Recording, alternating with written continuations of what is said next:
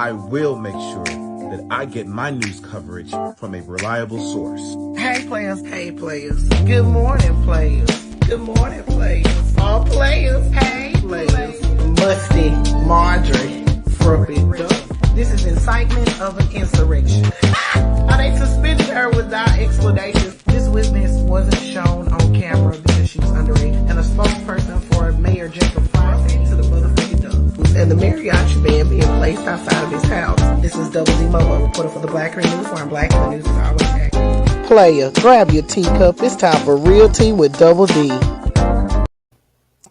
Hey players, welcome to a brand new episode of the Real Tea with Double D. Of course, I am Double D, and we are on the GSMC Podcasting Network. So excited to be with you all tonight to record a brand new episode. And it's been a little over a week. I was supposed to record one of this past weekend, but I did not do it because I took a weekend off to spend some time with my family and to also just do some thinking and re-energizing, because, you know, this can be kind of taxing on the brain. So I've decided that I'm going to try to record 2 episodes of the Real Tea with Double D a week. If I can't make it to 2, I will definitely make it to 1, because I want you guys to continue to remain interested. And in order for me to do that, I have to continue to put out content. So we're just going to jump right into it. I'm going to let you all know that I am recording this portion of this podcast on Facebook and YouTube. Hello to everyone that is on Facebook and on YouTube. Thank you all for being here to record this portion. And I think you guys are going to be very interested, because we're going to be talking Applehead Abbott, his executive orders.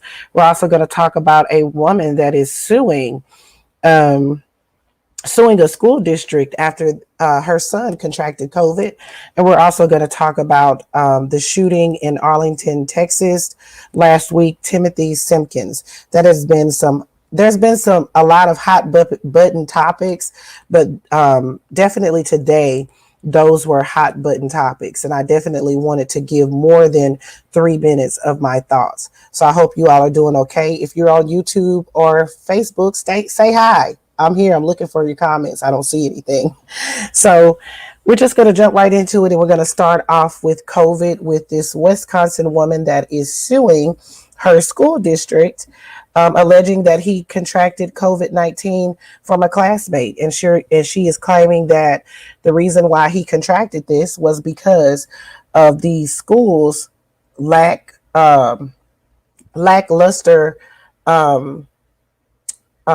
precautions for students in schools.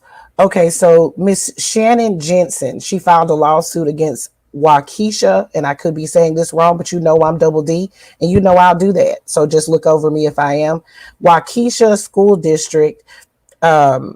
She filed a lawsuit against Waukesha School District and the school board in federal court on October 5th. And she's seeking an injunction ordering the district to comply with guidelines from the U.S. Center of Disease Control and Prevention. Her lawsuit alleges that in May, the school board actually removed the student masking requirements and other COVID-19 restrictions. And Jensen sent her son to school, and although her son was wearing a mask, her son contracted COVID because he was sitting next to a classmate that wasn't symptomatic, but this student ended up having COVID, and her son contracted the virus from the son. And then also 2 other children, 2 of Jensen's other children actually became ill with COVID-19. So she basically had a whole house that got COVID at the same time due to she feels the mask mandate being dropped at the school. So the lawsuit is being funded by a brewing company super PAC, and She's very upset, honey, and the PAC actually issued a fiery statement on the lawsuit, addressing many press inquiries about its legal effort. And they said that our goal all along was to bring a class action lawsuit against all school districts in Wisconsin that that weren't protecting kids, teachers, and communities, but we had to start somewhere. So they started with this lady, Miss Shannon Jensen. And I really want to know, what you all think about that. That is, that is, my nephew is in here and he just said something stupid in the comments. And now he's got me all discombobulated. Now I got to tell y'all what he said. He said, Grandma just called and asked if I'm coming home for Christmas.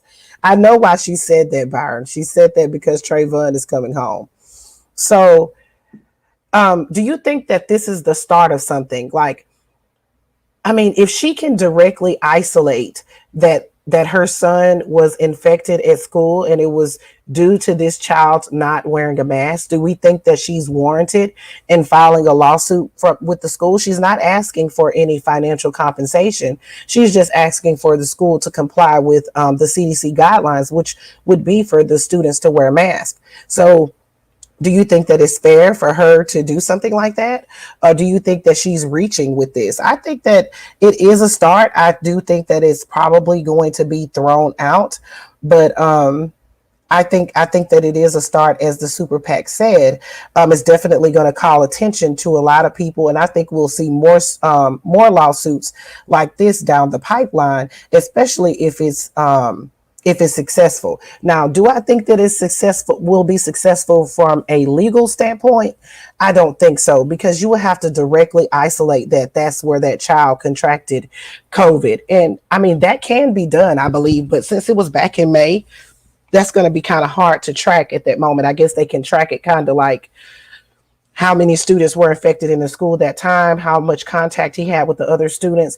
You just can't really isolate that in somewhere in the school, because another student could have very well came in, touched the surface. He touched the same surface. It wasn't sanitized correctly. So I guess we could blame the school for that as well. But I think it's going to be far-fetched, but I do think that it is something that is going to cause a lot of controversy. I think it's something definitely to watch to see how it comes out, and I'm definitely going to be looking at it because, I mean, that's pretty ballsy, and then for a super PAC to get involved, that's pretty ballsy to file that lawsuit. In that school district in Wisconsin. Wisconsin has some of the higher COVID-19 numbers, and they they are not enforcing mask wearing in their school districts. And they have some that are not complying, of course, but for the most part, they are not complying with those the CDC guidelines, which is for people to social distance and also wear a mask. I mean, come on. We have schools that are getting 50,000 students. That was in Mississippi, students and teachers that were infected in the first week of school, and then in these states, a study just actually came out today, and it was done by Oxford, I believe. And this study said that in the Democrat-led states, the spread of COVID is where the Democrats-led states have actually done something, which most of them have, like reinstituted mask mandates and stuff like that. They're finding that COVID actually spread at a slower rate, like 8% less than what it did in some of these Republican-led states, like Florida and Mississippi and Texas and places like that. So I think that. They're definitely showing that masks work. I've said this before on my podcast that, my daughter's school, they have a mask mandate. Here in Louisiana, we have a mask mandate. And I haven't seen an infection of COVID at the school in weeks now. It's been like a month since we get the text messages on our phone when the school has an outbreak, and then if your child was directly affected, they call you personally. Well, I haven't been called personally, of course, but there hasn't been an infection in in ages, in at least a month. I'm not going to say ages, but at least a month. So I think that masks do work, especially when you wear them effectively and slowing the spread. Because usually when we have that infection, it's usually just one isolated case. So these Republican-led states are definitely not doing the right thing by the students. They're not doing right by their population by having something in place to try to slow the spread of the COVID vaccine. I mean, of the COVID, and also enforcing COVID vaccines, because we're going to talk about Applehead Abbott next. If this is your first time listening to my podcast, I'll let you know that I'm talking about Greg Abbott, Texas governor. He has officially banned mask mandates for employers in his state, and that's any entity. You know what I'm saying? So on Monday, he issued an executive order banning all state entities, including private employers, from enforcing vaccine mandates. This was the latest escalation in the Republicans' resistance to public health measures. In this order, he stated that no entity in Texas can enforce vaccination against any. Excuse me, let me pick up my phone. No entity in Texas can enforce vaccinations against anyone in the state who objects for any reason of personal conscience, based on religious belief, or for medical reasons, including prior recovery from COVID-19. So he signed this on Monday, and it's actually not worth the paper that it's printed on, because he knows that President Biden and the Labor Department are actually working out the particulars on issuing a vaccine mandate requirement to employers that have over 100 employees. So he knows that that federal law supersedes state law. So he knows that this isn't going to be worth anything, but he's merely done this for political theater. And I said this on a video that I made earlier. That was my exact sentiment. And I felt very proud that Jen Psaki actually echoed my sentiments in her press conference today. And I want you guys to hear what she had to say. She drops the Psaki bomb, honey. Thanks, Jen. Clearly, Governor Abbott knows that federal rules supersede state rules. So why do you think he did this? Politics.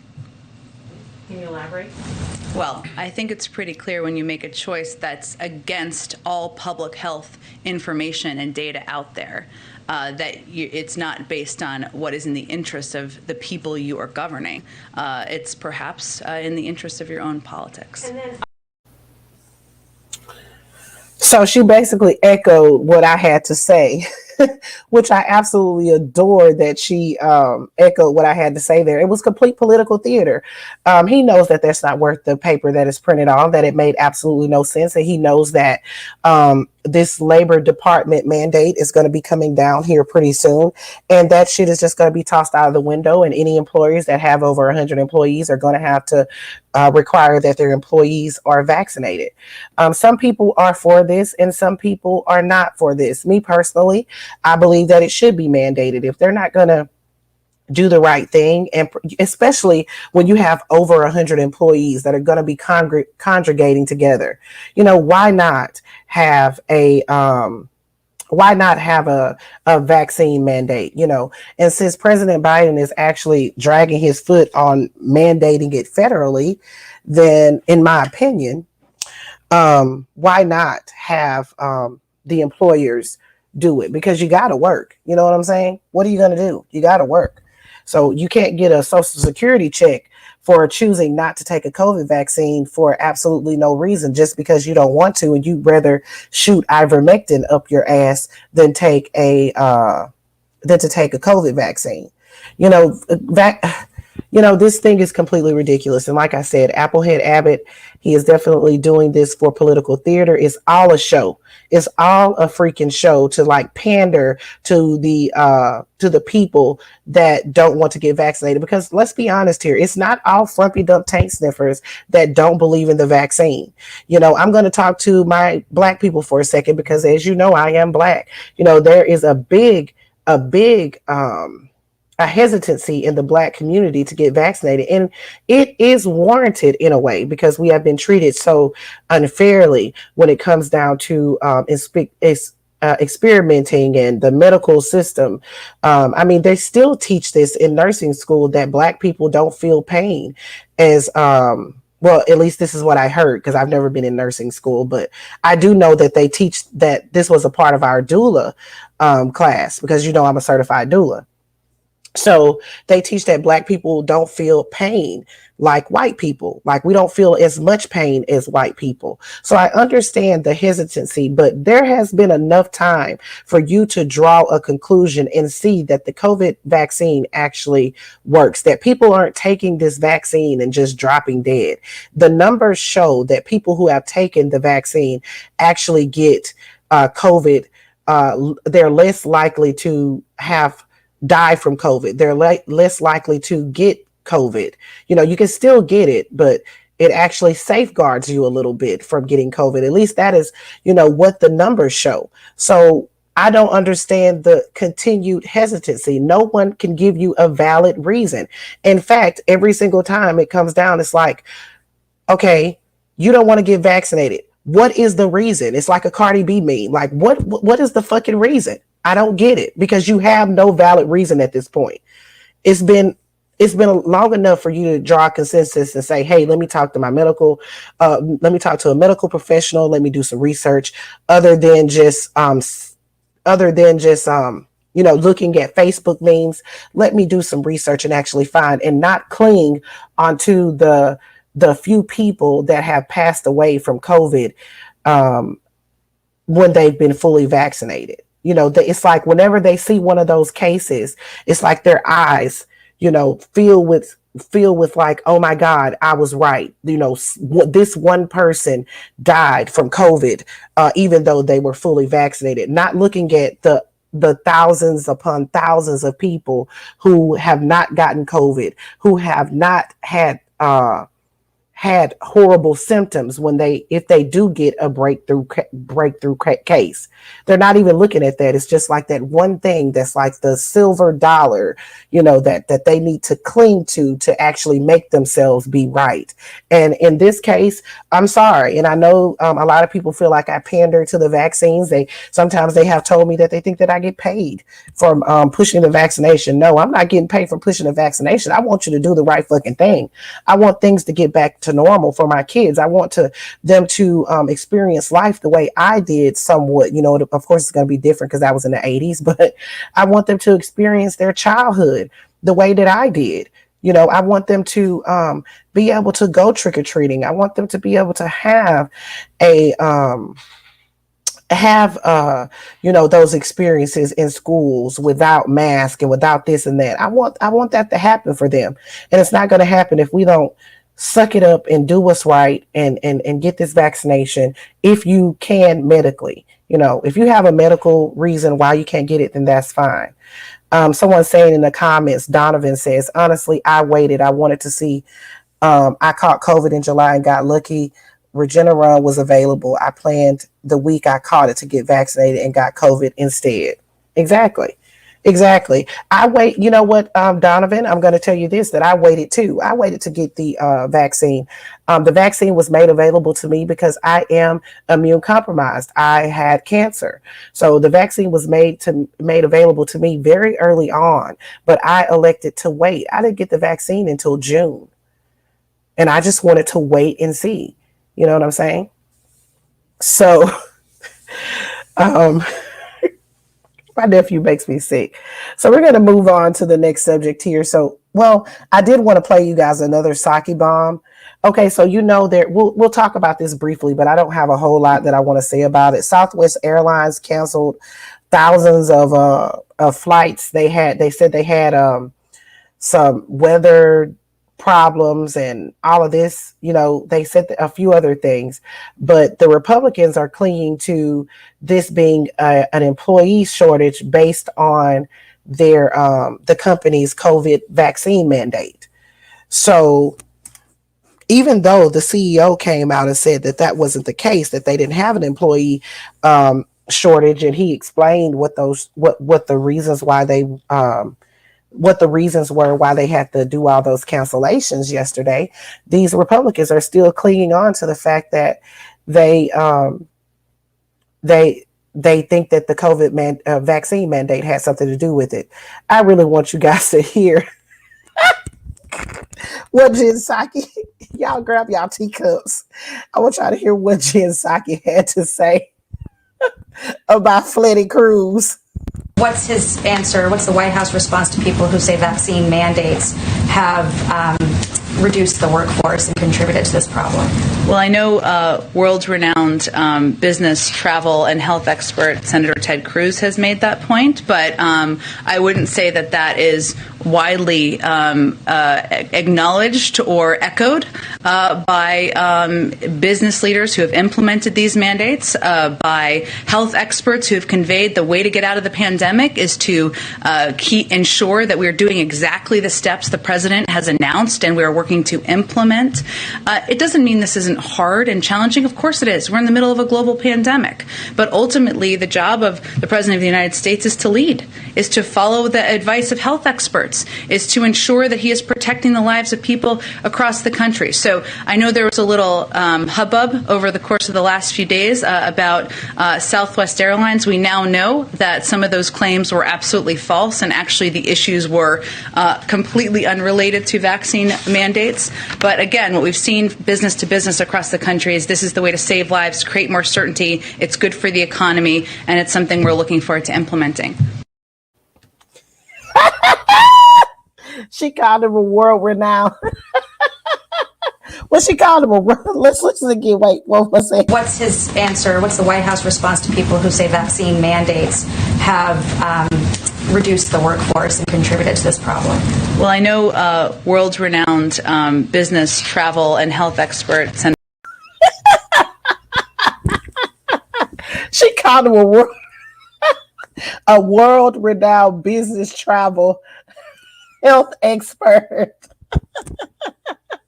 Look, no matter where, look, it's like this for Freddie Cruz. Wherever you go, whatever you do, I will be talking about your trip to Cancun. Yes, honey, because every single thing that he does is always going to float on back to his trip to Cancun while Texans were freezing to death.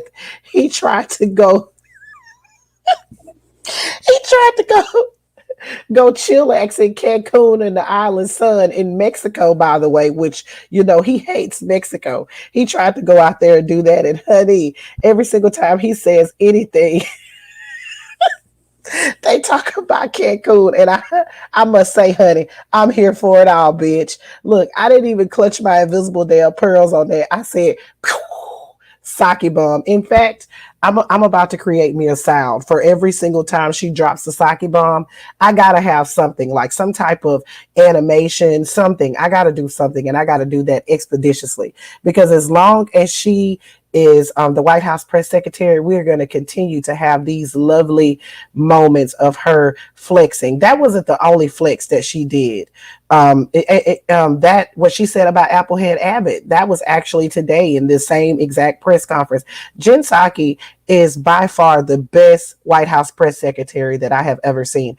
I don't know if it's her red hair. I don't know what makes her so fiery, but she is the absolute best. I love her. I think that she does a great job. She's not a panderer. She's a straight shooter, and she's always fucking prepared. She's prepared for anything, honey. I love when she gets the flipping through that binder that she has. I love when, because I already know she's about to hit it on him, especially when Peter Doocy had got something to say. That's Peter Doocy from Fox News, if you're here for the first time. So, child, again, Greg Abbott, he is definitely a piece of shit, and he is definitely playing political theater with this executive order that in a few weeks or in a matter of days, it won't even be worth the paper that it's printed on, because it'll be tossed out. It will mean nothing that he took the time to do that. And then he said something about he's going to be pushing for legislation. It doesn't matter, because once the federal government come down, that's pretty much it. You're one and done player. And that's all I got to say about that.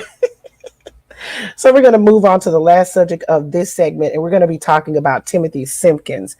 So in Arlington, Texas, at Mansfield Timberview ISD, Timberview High School, there was a shooting last week. And this shooter, I'll give you a brief synopsis on what happened because I really want to get to the ooey gooey of this. Okay, so Timothy Simpkins gets into a fight at school. Now, from what I understand of it, there was something that led up to this, and we're going to get to that. There was something that led up to this fight with the 15-year-old, and this 15-year-old's name is Zacchaeus Selby. That is his name. So if you saw the video of Timothy Simpkins and the fight with Zacchaeus, Zacchaeus, the 15-year-old, was getting the best of Timothy Simpkins. It was a horrible fight. In fact, Timothy Simpkins was kind of coward trying to protect himself, bent over as he was getting pounded by Zacchaeus. So after the fight was over, I'm not sure how it ended, if anyone broke it up or it just ended because it just ended. Timothy goes out to his vehicle. He has a vehicle. He's 18 years old. I'll mention that too. He's 18 years old. He goes out to his vehicle and he gets his weapon from his trunk. And he comes back and he shoots the boy Zacchaeus 4 times. And he also shoots a teacher. His name is Robert Petit, I believe. Let me get his name. Calvin Petit, 25 years old. He actually ran into the classroom to attempt to break up the fight. So yeah, he attempted to break up the fight, and Timothy shot him. Shot him, and he shot him once in the leg. Excuse me. Hold on. That's Selby. So Selby was shot once in the chest, stomach, arm, and leg. And Calvin, they don't say where Calvin was shot, but yeah, they didn't say where Calvin was shot, but Calvin was shot as well. And in fact, he's just been released from the hospital. So after the fight is over, after Timothy shoots the teacher and shoots the student, he flees the school. And then he comes back and they put a hunt out for him. And then he turns himself in to the authorities with his lawyer later on that day. They ended up charging him with aggravated assault, 3 counts of aggravated assault. There was, let me backpedal and pussy pop. So a teenage girl was also shot, but she was released the same day. She got grazed by the bullet. So Timothy Simpkins got charged with 3 counts of aggravated assault in this shooting, and he was given a $75,000 bond, where his parents bond him out the same exact day. Now, I saw a video on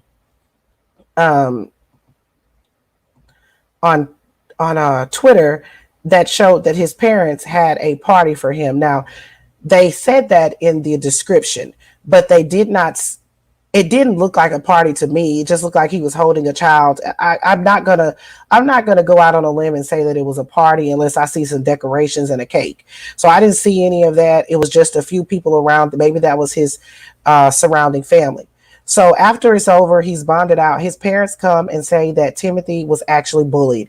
They say that Timothy had been robbed by that particular student, by Zacchaeus and his friends the day before. They say that Zacchaeus actually stripped.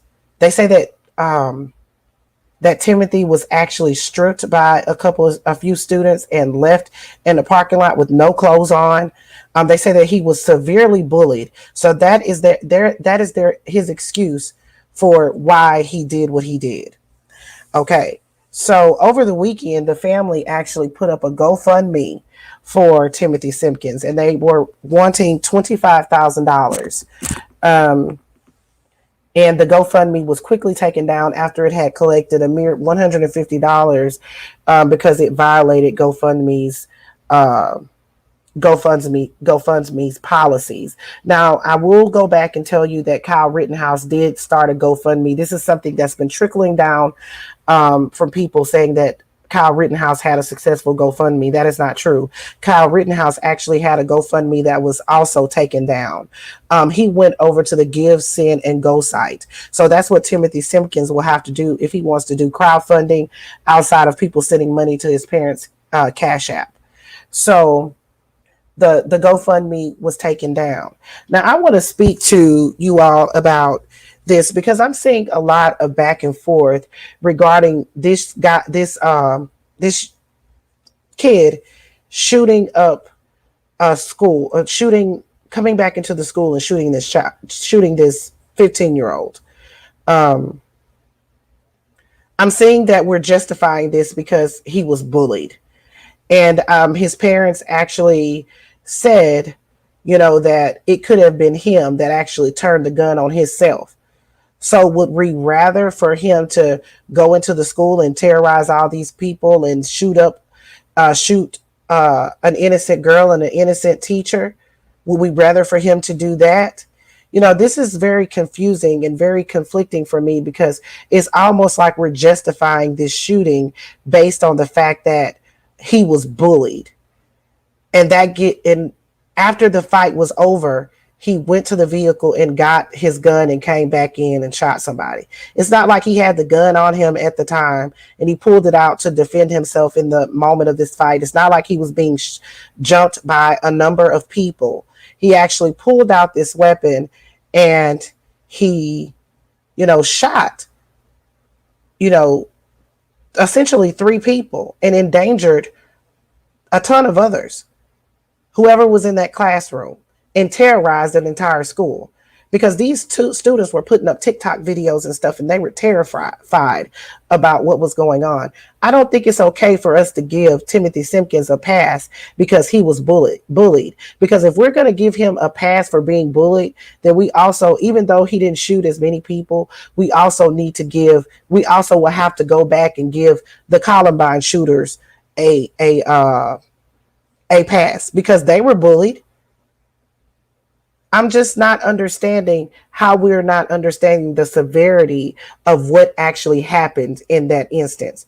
We had a young man who took it upon himself after a fight was over to go out to his vehicle and shoot. It's not right and it's not okay. And it's never okay for us to give somebody a pass just because they were bullied to do something like that. Now, this is what I think, and I'm going to be honest with you, and I might get... Look, I'm not even going to say that. I'm not even going to say that because this is my opinion and I'm going to stick to it. If this young boy had been being jumped by several people at that particular time, I would say, partially be like, okay, I can see that. But this is one kid. The shooting was over. He came back into the school and he shot an innocent man as well as another kid, as well as another person that was grazed. That is not okay.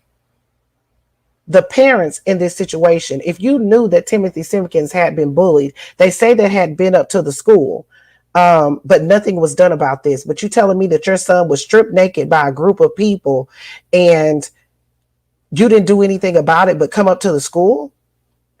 I remember back in the day when you would go to other parents' house, hey, we need to talk about our kids because our kids are having an issue at school. We need to get together and we need to come up with something as parents. You know what I'm saying? Why isn't that happening? This kid comes from, looks like a decent area. He was driving a $35,000 vehicle. He had access to a weapon. What were the parents doing? There's a disconnect there. And for us to say that it was okay for him to go into the school and do this just because he says and his parents said that he's bullied, I don't feel like that's okay. Because if my kid was in that classroom and had absolutely nothing to do with that, my kid probably wouldn't be able to sleep at night. What about the other kids that were in there that were innocent, that had absolutely nothing to do with that? You know how terrifying that is for someone to a shooting breaks out into a closed classroom? That is ridiculous to me. And I'm sorry, I'm not giving him a pass because he was bullied, because there's other ways he could have handled that. He could have got into his car and went home, talked to his parents. They could have talked to the school. They could have done something about this situation. No, these kids are just out of hand these days. And I swear I'm glad that my kids are not freaking 15 and 16 because I don't even know what the hell I would do.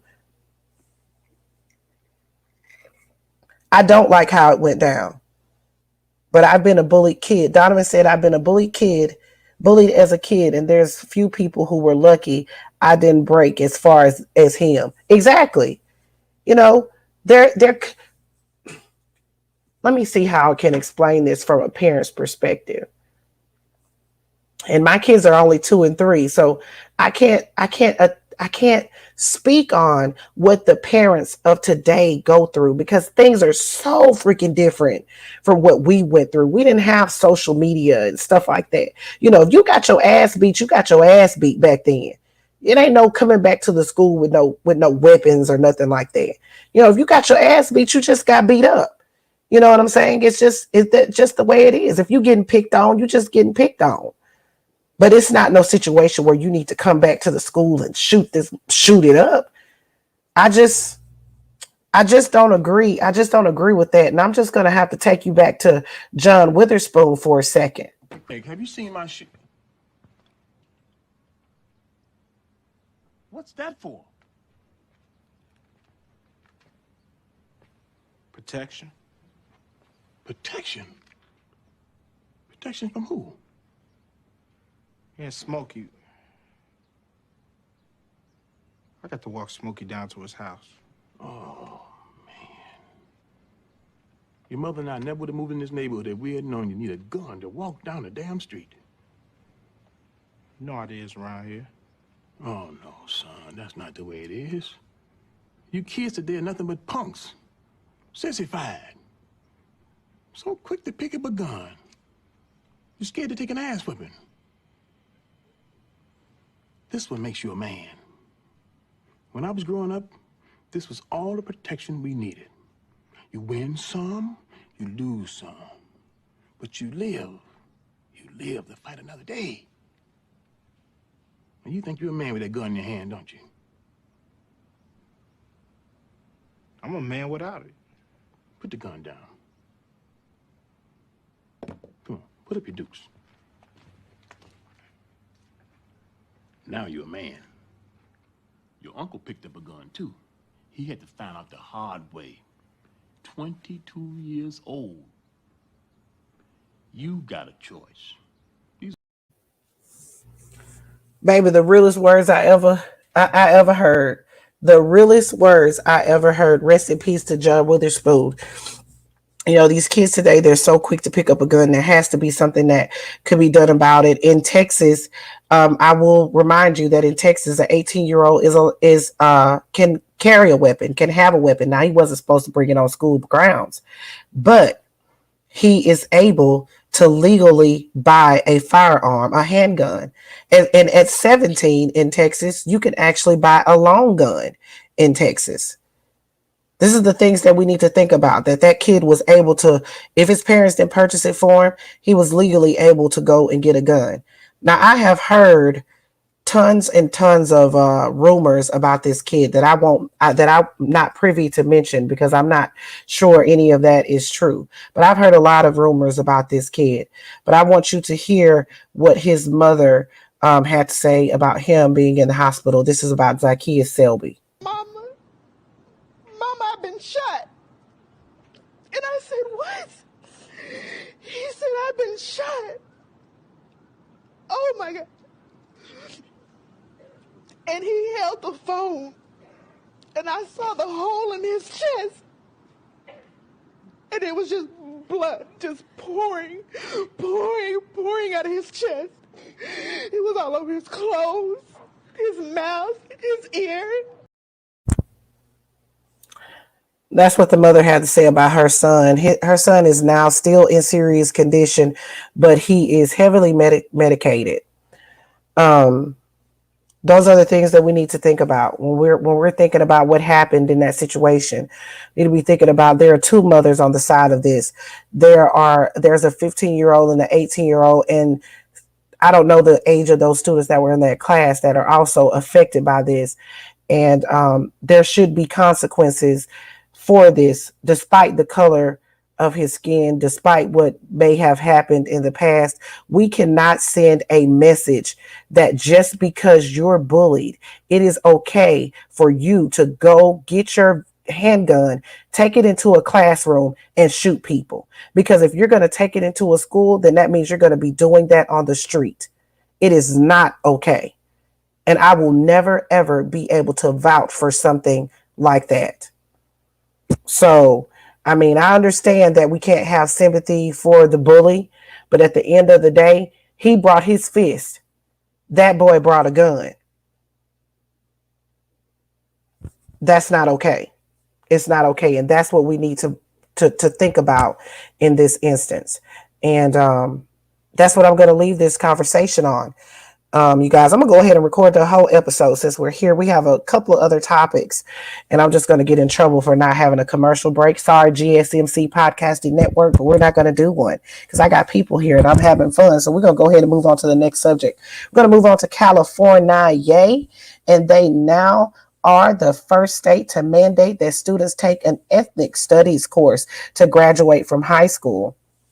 Governor Gavin Newsom on Friday signed into law an Assembly Bill 101, which requires local education agency and charter schools that serve students in grades 9 through 12 to offer one semester ethnic studies class beginning 2025 and 2026 school years. This legislation will also require that students complete this course beginning with the graduating class of 2029 and 2030. Hell, that sounds like my kids' class. So we have that has happened. And I feel like that is a very good thing. I feel like Gavin Newsom in California, that is such a progressive state.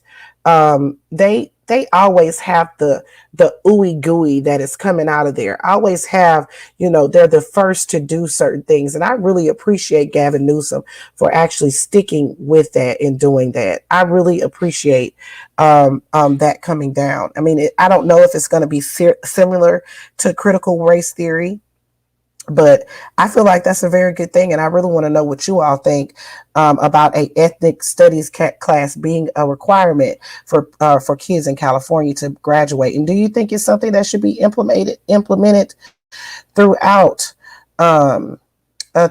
many states? I know it won't be in states like Texas and Florida and Republican-led states. Definitely won't be in those, but I definitely think that is a good thing.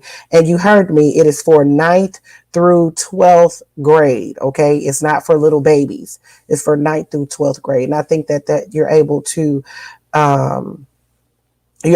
digest things like that at that age. So I think that is okay. A-okay with me, definitely. So we're going to go back because I did want to tell you guys about these states that are actually, these companies that are seeing some type of benefit from, and employees actually seeing some type of benefit from the pandemic that we've been in. And, during the pandemic, a lot of companies were making it available for their employees to work from home. And Hunty, when I tell you so many people enjoy it, one of my best friends, her name is Sakithia. She's on TikTok. She works from home. And my friend Courtney, he also works from home. And my nephew works from home. And my nephew never wears underwear. Why? He doesn't have to wear them because he works from home. He's just chilling like a villain, doing what he got to do. I'm actually jealous of that fact that I don't work from home. I think Sakithia does something called No Pants Tuesdays, where she doesn't wear pants. She just, chills and does her job. Well, Amazon has taken notice to this. And at first they said that they were going to allow their employees to continue to work from home, but still come into the office 3 days a week. Well, they have came back and revised that, and they're actually going to allow their employees to continue working from home and only require them to come into the office when they need to. And Allstate is actually selling their headquarters. They're going to be selling their building, and they're going to have their employees that are working home from home to continue working from home. I feel like that's a good thing. I feel like if you can allow your employees to work at home, then why not? You know, why not? I think that that is a good thing, and it also saves you guys a bunch of money. Like Allstate, they're going to sell their building because they figured out that it's probably cheaper for their employees to actually work at home and not have to commute in, and they don't have to have all comply with all these guidelines that they need to have all these posters up saying this and that, and they need to provide phones uh, and provide internet for all these people. So I'm sure they're going to be saving a bunch of damn money by doing that. So I think that that is a good thing. Hopefully they'll take some of that money and actually turn it over to some of the employees, but I doubt it. Especially Amazon cheap ass. So the last subject of the night, we're going to be talking about the January 6th Select Committee. As you all know, the January 6th, well, wait a minute. Let me backpedal and pussy pop because I did want to talk about this. Did y'all hear about Joe, the Raiders coach, actually resigned after his homophobic and misogynistic emails? Have y'all heard about that, honey? Baby, this shit here is a hot boo boo shit mess. So he actually resigned because they discovered some emails about him, from him, where he was being homophobic and transphobic and misogynistic and talking down on women, honey, and all kinds of malarkey. Baby, it was a hot boo boo shitty mess. And I'm telling you, they not fucking around with the fuck around. He went ahead and resigned, but he likely was going to get fired. And I really want to know what y'all think about that, honey. That is a mess. But look, I'm not surprised by it. I am not surprised by it at all. But yeah, honey, his ass actually resigned and said, I'm out of here. And I'm not surprised by the bullshit at all. And his legacy is definitely over, Donovan. I can agree with that 100%.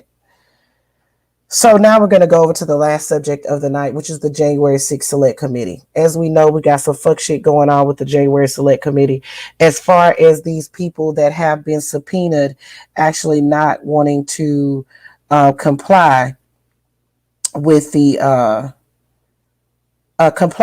subpoenas that they have put out.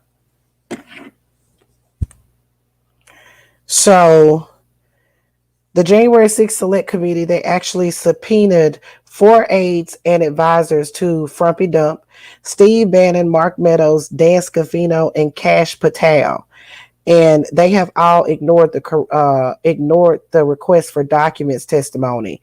They actually were having trouble serving Dan Scavino, but they actually served him, and he's actually ignoring it. And Steve Bannon actually admitted, said on a podcast that he was on, that he was going to try to exert executive privilege and said he won't comply. I don't know how he's going to exert executive privilege. So the January 6th Select Committee has actually been speaking on this on television. Jamie Raskin, Liz Cheney, Adam Schiff, they're all saying that they will do, if these people don't comply, that they're going to do they're going to actually be submitting them to the Justice Department, doing a criminal referral to the Justice Department. And Pete Aguilar, who's on the January 6th Select Committee, I want you all to hear what he has to say so you can understand this and get a full context of it. Well, what we believe is that it's every American's opportunity and their duty to respond to a subpoena like this and to tell the truth. That's all we've sought. That's what we're asking. And we feel that if someone wanted to be patriotic and put the Constitution first, they would do just that. But you know the track record of, in Trump world, I mean, that they have proven that not paying attention to subpoenas from the House actually works. It actually, you know, because it was a norm that was followed that people would reply to subpoenas, but it turns out the House doesn't really have the power to enforce them. Well, that's true in prior times. And I think that we'll see. Let's see their level of compliance, and then we'll see what the Select Committee does from there. But we have options. We've been very clear about that. That's been reported, both civil and criminal options. And we have a Department of Justice who has an open line of communication with us. And So we feel that that we have the opportunity to compel them at some point. Can you say if any of the people you have subpoenaed have? I mean, have you been able to serve some of them? Have you been able to serve Dan Scavino? Because all the reporting we had was that as of now he has not been served. I've seen that reporting as well, and we're going through the proper steps. And I'm not going to get into all the investigative steps, and maybe we need to look in Dan Scavino's mom's basement for him. But we'll do what we need to do, and we have the appropriate help in order to facilitate that. You talked about criminal options. What kind of? I mean, are you talking about a criminal referral to the Department of Justice? And what would that? How would that work? That's one of the tools for noncompliance. The committee would have to make a vote, and the House would ultimately have to make a vote to send something to the Department of Justice. What we've said and what the chairman has said very clearly is that those are options that are available to the committee. But let's step back. Let's wait for the deadline, both for material as well as for their testimony to. So that's what Pete Aguilar had to say. Adam Schiff said that they definitely will be doing that. He was actually very firm in if they do not comply with this criminal referral, with the subpoenas, that they will be issuing a criminal referral over to the Justice Department for possible prosecution. And the reason why it has to be done that way, because, in the court of law, if you don't show up for a subpoena, you can actually be held in contempt of court and then you will be arrested. Well, the thing about that, this is not a real court. You know what I'm saying? Like, this is just a committee, but he is they're being subpoenaed by the government. So they can get the Justice Department to act on their behalf. And I 100% believe that Merrick Garland will definitely act on that.